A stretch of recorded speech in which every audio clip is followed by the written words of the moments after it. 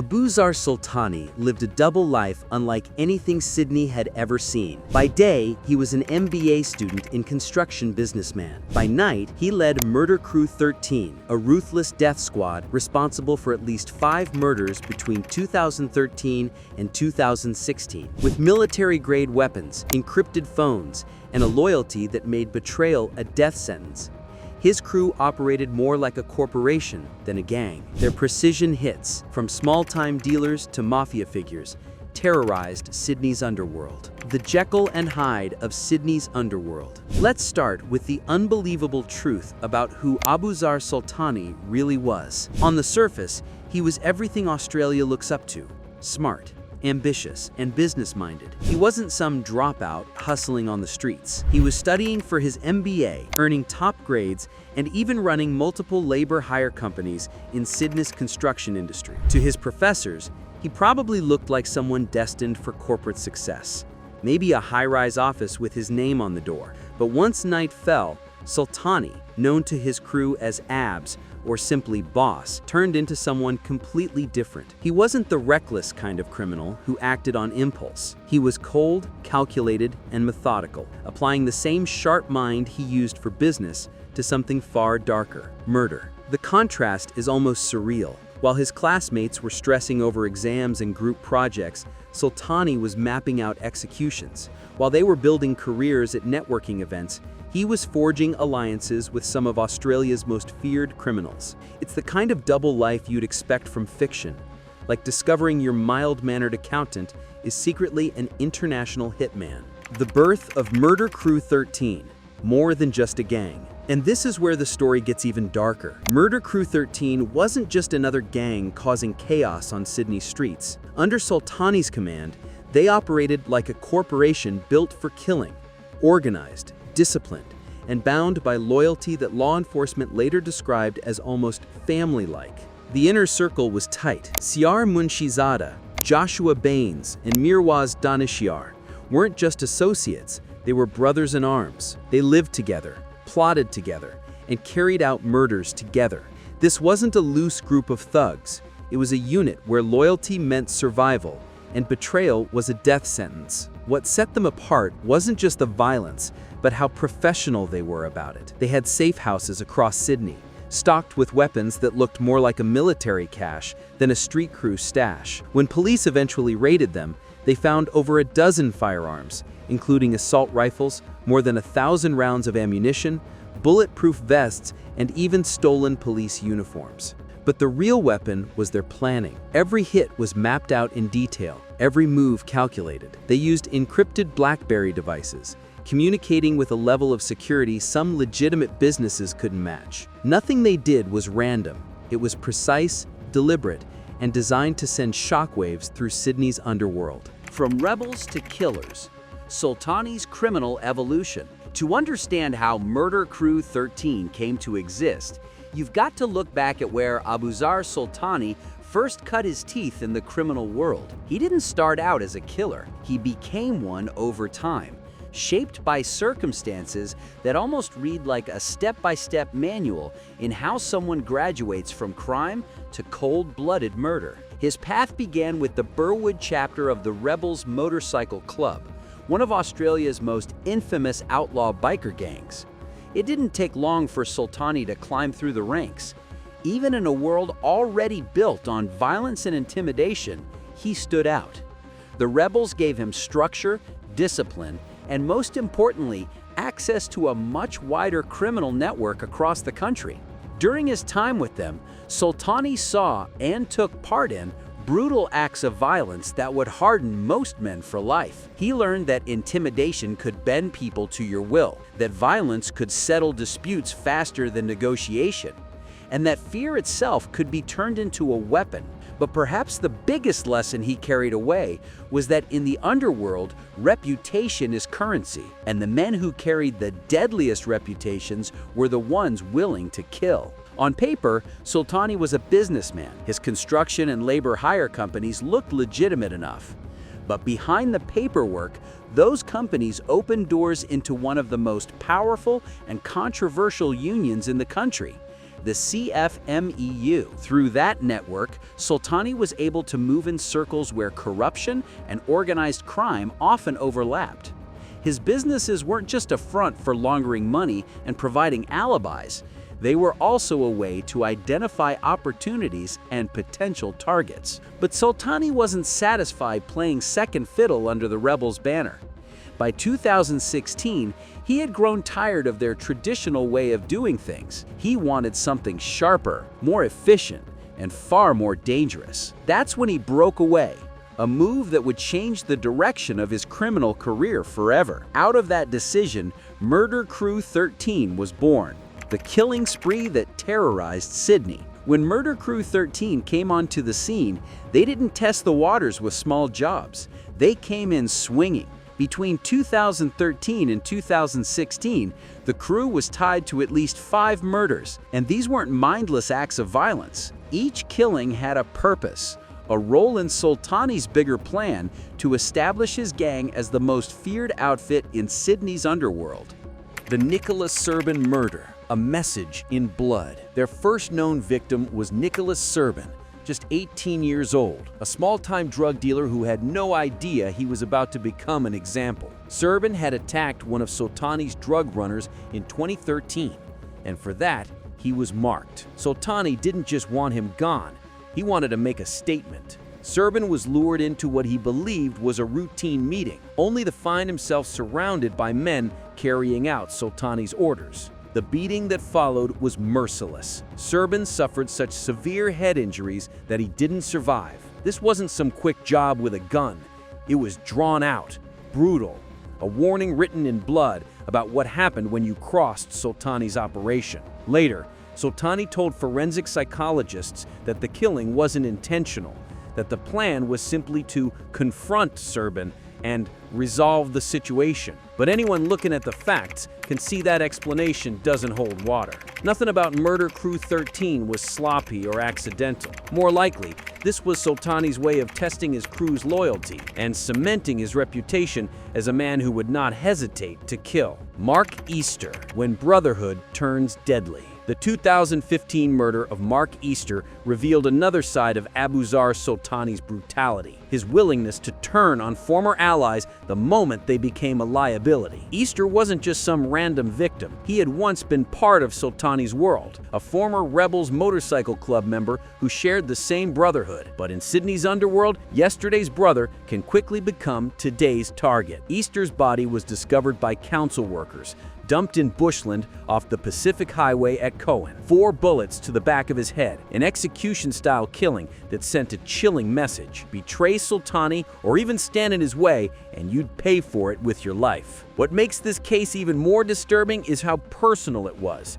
According to Sultani's later confessions, the killing happened during what was supposed to be a simple meeting at a home in Dundas Valley. But things escalated fast. Easter showed up armed, agitated, and pointing his gun at Sultani. In the chaos that followed, Sultani claimed he wrestled away the firearm and fired multiple shots into Easter's head. But it wasn't just self-defense. There was more at stake. Easter owed Sultani $50,000 from a drug deal that had gone bad, and his continued presence threatened to disrupt crew operations. To Sultani, killing him wasn't just about survival. It was about solving problems and reminding everyone that debts in his world were collected in blood. The professional hits, Yilmaz and Davey. By 2016, Murder Crew 13 had shifted gears. They weren't just violent, they were operating like a professional assassination unit. 2 murders in particular highlighted just how refined and fearless they had become. The first was Mehmet Yilmaz, an associate of the Comanchero Motorcycle Club. Yilmaz's death wasn't planned because of who he was, but because of where he was. Wrong place, wrong time. He was gunned down in front of his partner in St. Mary's in a public execution that shocked locals. The killing was tied to a $220,000 drug debt involving a lone wolf biker linked to Sultani's circle. What made it terrifying wasn't just the violence, but the setting. This wasn't a remote ambush in the middle of nowhere. This was broad daylight murder in a suburban street. The crew was making it clear, if you crossed them, nowhere was safe. Then came Michael Davey. Like Easter, Davy was a former rebel, someone from Sultani's past who had become a potential threat. He was shot dead in the driveway of a Kingswood home on Stafford Street. To Murder Crew 13, this was business as usual, systematically eliminating anyone who could expose them or cooperate with police. The crown jewel, Pasquale Barbero's assassination, but it was the killing of Pasquale Barbero that cemented Murder Crew 13's reputation as Australia's most ruthless gang. This hit was personal. Barbero wasn't just another name in the underworld. He was a heavyweight, a mafia-linked figure with connections that stretched across the country. This death was personal. Barbero had long been tied to the 2013 murder of Joe Antoon, a man Sultani considered both a mentor and a father figure. Antoon's death wasn't just business, it cut deep. And for 3 years, Sultani carried that wound, quietly planning his revenge. By late 2016, the moment had come. Sultani had built his crew, carved out his place in Sydney's underworld, and waited for the perfect opportunity. On November 14th, Murder Crew 13 executed Pasquale Barbero with precision, a killing so bold and calculated that it shook the entire organized crime world. For Sultani, this was the crown jewel, a statement killing that showed his crew wasn't just another Sydney gang. They were on the same level as Australia's most feared organizations. But it was also the beginning of the end. Murdering someone of Barbero's stature meant Sultani and his men could no longer hide in the shadows. Their names were now permanently etched into the crosshairs of law enforcement. The surveillance operation, watching killers in real time. One of the most chilling parts of this entire story is how police were watching Murder Crew 13 in real time, tracking them as they planned and carried out murders. It's the kind of revelation that forces you to ask tough questions. How far should law enforcement go to gather evidence? And at what point should they step in to stop a killing? By September 2016, investigators already had a mountain of evidence against the crew. They had wiretaps, photos, hours of surveillance footage, and detailed information from informants. They knew about the hidden safe houses, the stockpiles of weapons, and the encrypted methods of communication. In fact, some informants were feeding them intelligence as events unfolded.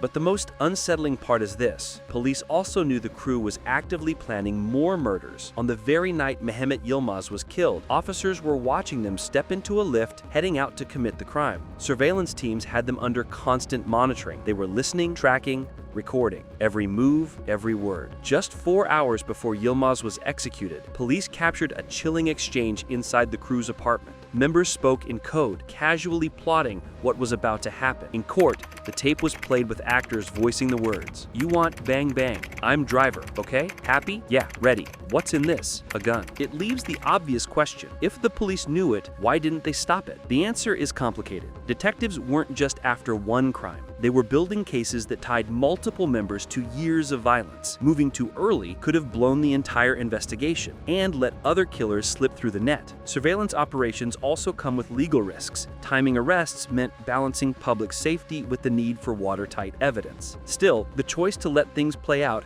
had devastating consequences. Yilmaz was killed, and even then, the crew remained free. 2 months later, Pasquale Barbero was dead, murdered by the very gang police had been watching all along. The takedown, when the walls came crashing down. By November 2016, police decided it was time to strike. The takedown of Murder Crew 13 was fast, coordinated, and crushing. In a series of raids across Sydney, Abuzar Sultani, just 27 years old, was arrested along with his closest lieutenants. The evidence gathered was overwhelming. Beyond the surveillance footage and decrypted communications, detectives had weapons, forensic links to crime scenes, testimony from witnesses, and years of intelligence that mapped out the crew's every move. They finally had enough to charge Sultani with multiple murders and build airtight cases against the rest of his crew.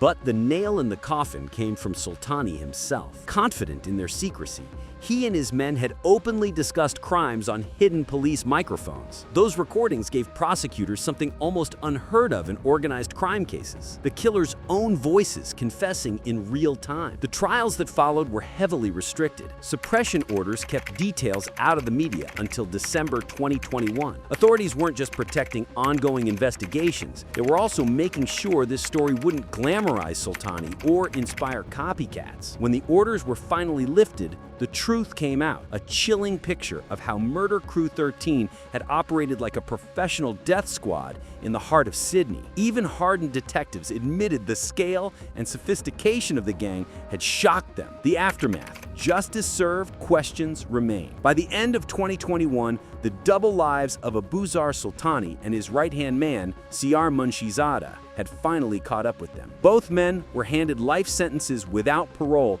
for a string of murders that had shaken Sydney to its core. Justice Peter Hamill called it a largely mindless killing spree. But when you look at the details, it's clear this wasn't random violence. It was cold, calculated, and methodical. Sultani's punishment was brutal but fitting. 3 consecutive life sentences for the murders of Michael Davey, Mehmet Yilmaz, and Pasquale Barbaro. On top of that, he faced extra years for the killing of Nicholas Sherbine, plus a laundry list of charges including drug trafficking, weapons dealing, and running a criminal organization. Then in January 2024, he added another guilty plea, this time to the murder of Mark Easter. That brought his total to 5 confirmed killings, cementing his place as one of the most prolific killers in Australia's modern history. Just 35 years old and now destined to spend every last day inside the walls of the country's most secure prisons. But the end of Sultani's freedom didn't mean the story was over. His downfall forced Australia to confront some uncomfortable questions. How far should police surveillance go? Could some of these murders have been prevented? And what does his case say about how organized crime in this country is changing? The legacy.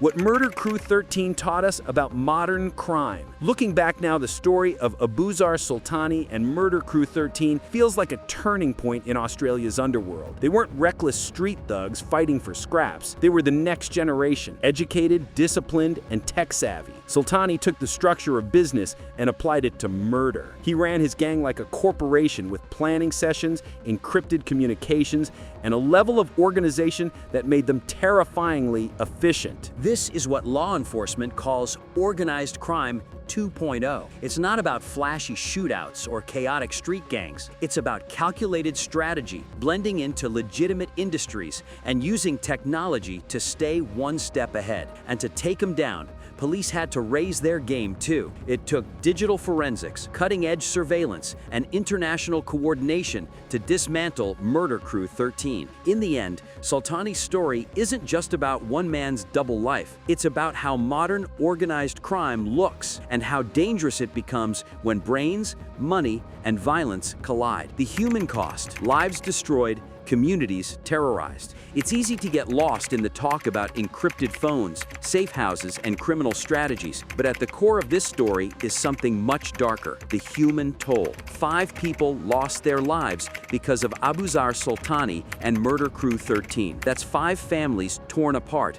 5 futures that ended with violence. Nicholas Sherbine was only 18 when he was beaten to death for stepping on the wrong toes. Mark Easter, Michael Davey, and Mehmet Yilmaz, all killed over money, reputation, and power. And then there was Pasquale Barbaro. Yes, he was a player in Sydney's underworld, but his execution wasn't just another hit. It marked a turning point, a murder so brazen it sent shockwaves across the city's entire criminal network. But the damage went further than the victims themselves. Their murders created a climate of fear that reached deep into Sydney. Businesses felt it, ordinary citizens felt it, even rival criminals felt it. Construction workers unknowingly employed by Sultani's companies, university classmates who sat beside him in lectures, neighbors living near the safe houses, all of them were touched by this violence without even realizing it. Murder Crew 13 cast a shadow far larger than its numbers. The ultimate irony: success through failure. Here's the part that makes Sultani's story almost tragic in its irony. He had every tool to succeed in life: intelligence,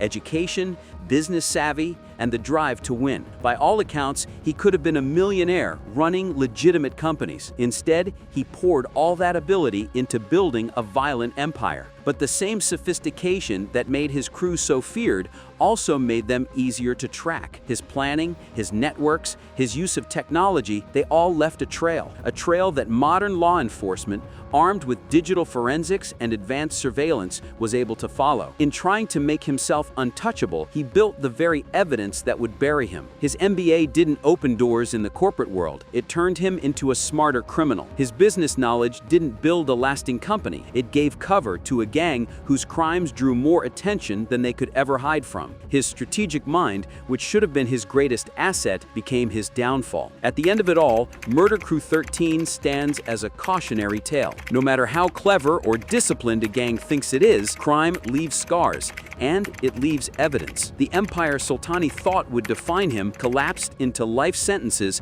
that ensure he'll never breathe free air again. And that might be his real legacy. Not the terror he spread, not the money he made, but the lesson he unintentionally gave law enforcement. He showed them exactly how the new generation of criminals operates and exactly how to bring them down. For the victims' families, for the communities forced to live in fear, and for the police who spent years piecing this puzzle together, that's the one lesson worth remembering.